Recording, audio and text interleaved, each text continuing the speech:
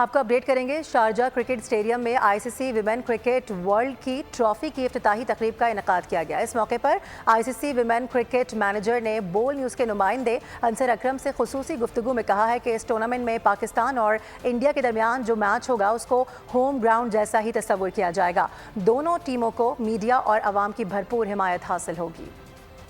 Wherever these two countries play, they are always feeling like they are at home, especially in this part of the world. I'm sure both of those countries will get a lot of support. It's definitely a game that's going to draw a lot of interest, and we expect it to be very well supported, very well followed back home in the media. The fact that you are here asking about it shows how much interest there is about it, and about the entire tournament. Sharjah will be hosting an India-Australia game, which will be one of the highlights of the tournaments. The semi-finals, one of the semi-finals will be here. So it's an opportunity for all these countries to showcase the quality of cricket they have. Subscribe करें और bell दबाएं ताकि कोई खबर रह न जाए।